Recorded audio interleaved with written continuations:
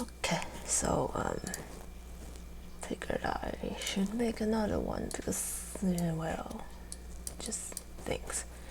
So this one is editing the materials and buffer. So I prepared some meshes and stuff to like showcase it. So this is, of course, I'm using Anders as example. So like I will show you how to find the material you want to edit and then actually editing it and fixing the offset and sizes. So this one will be quite long, I think. So like when you open a mesh, you know, these mesh appearances will be like the already made looks of the mesh. So if you know some like basic of modding, you basically change the colors, not the colors, the numbers of this, and you can change the appearance that this uses.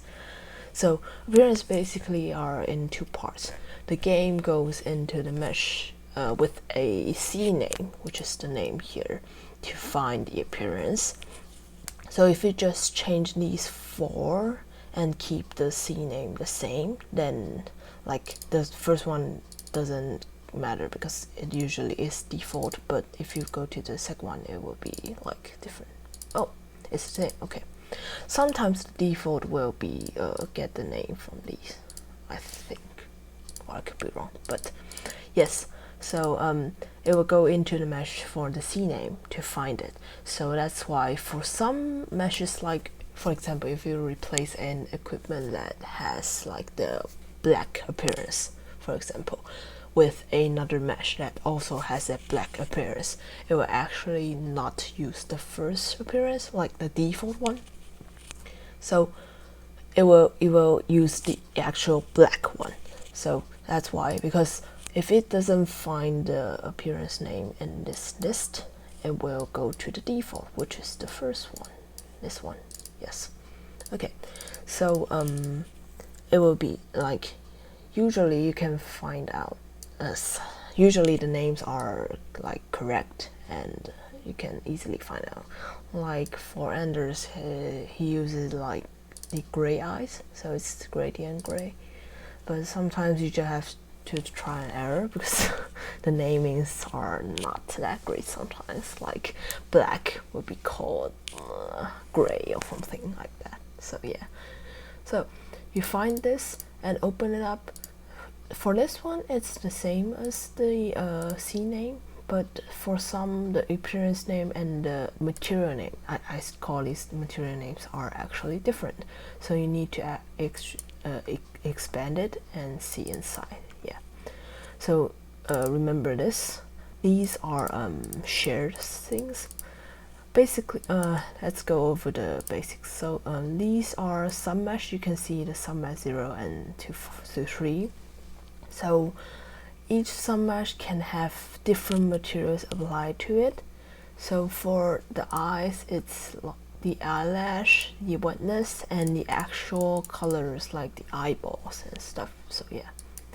So remember the gradient gray, and then to find, like, let's open the buffer. Actually, the material buffer is the second to last buffer. So if it has like 3 buffers, 0, 1, 2, will be the 1, but in this case it only has 2, so it's the 0 buffer. Let's open this up, and you can see there's a lot of stuff. You don't know which one you need to edit. Well, you can guess from the names of the file link, but for some it will be just like metal base MT and some stuff.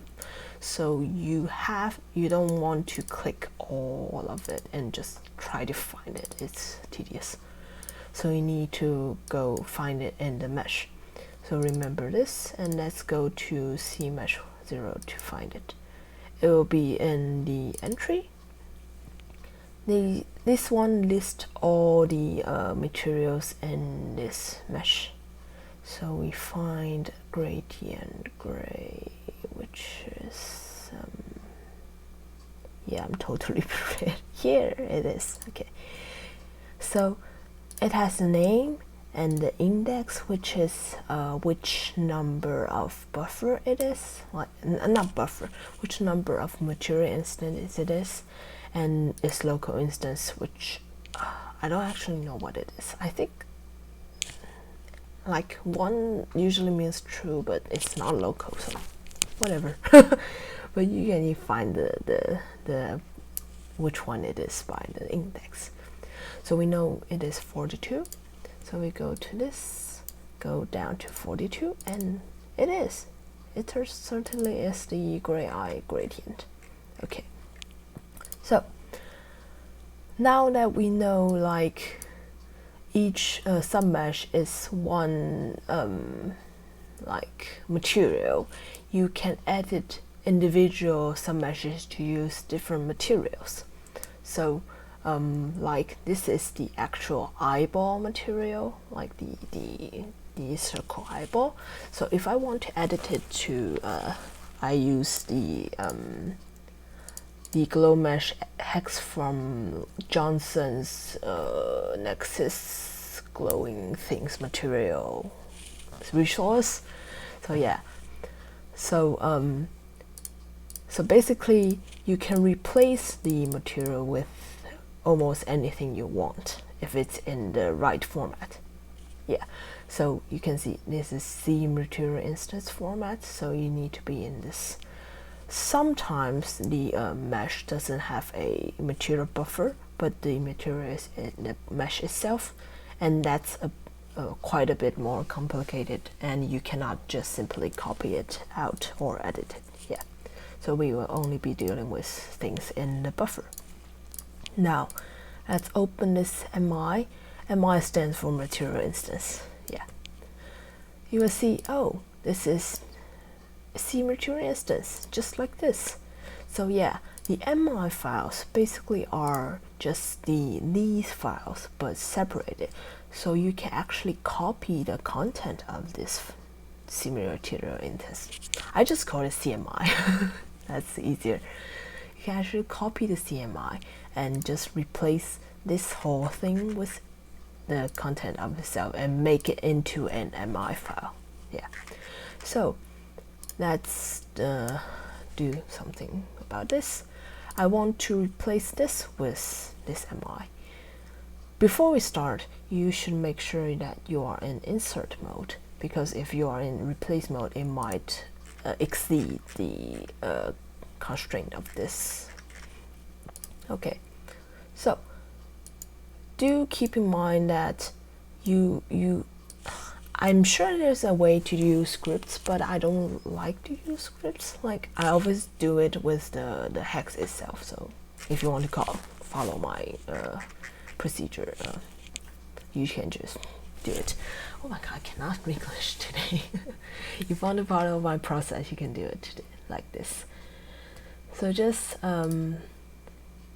select this.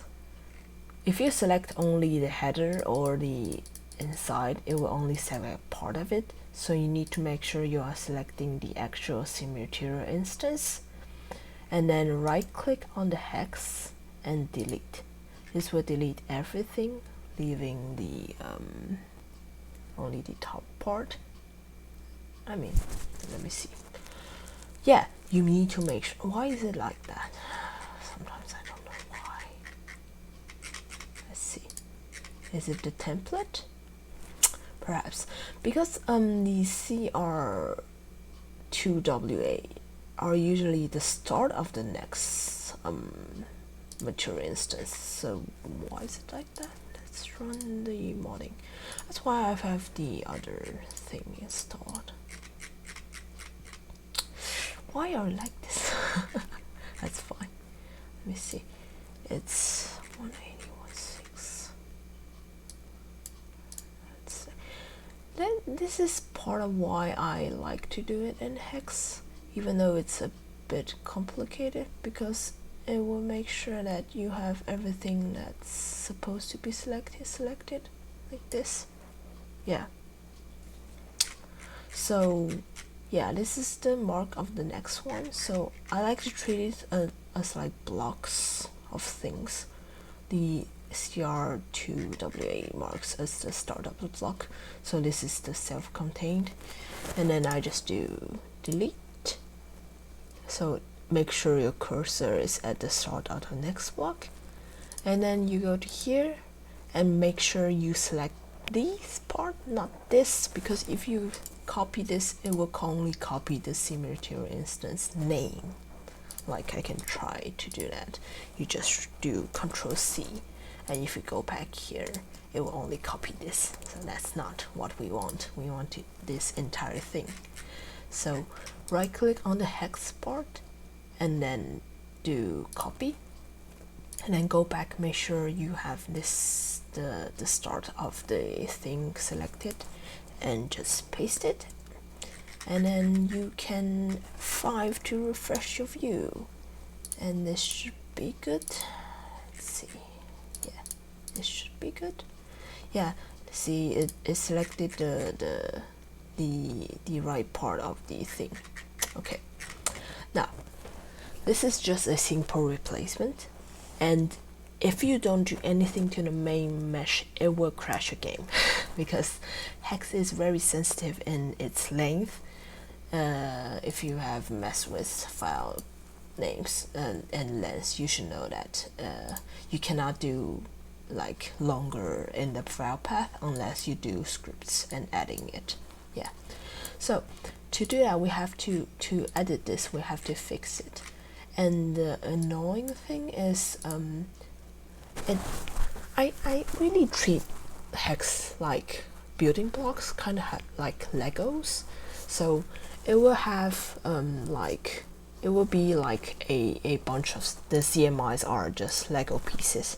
So it will mark, let me show you actually. So let's go back into the mesh, and this time we will open the buffer. So this contains which like number it is at, and this contains the actual info of the like the size and offset. So you if you open this, you will see that, oh, it has a bunch of data of the sizes, and you can see the 01 doesn't have an offset because it's the like, if you do the Lego thing, it's the most like the bottom part, the first piece. So it starts with 0, and the size is 395. If you go back here and select the CMI first one, you can see down at the left corner it's 395, the same as the thing in the mesh. So that is why we need to edit the offset and size, because we have changed one of the Lego blocks, and if you don't change the reference to it, it won't be able to find the correct things. Yeah. So because of the Lego block analogy, if you change, like, let's say you have a 5 block Lego block and you change the second one, everything above it will be shifted. So you will need to change the second one, third one, fourth one, and fifth one.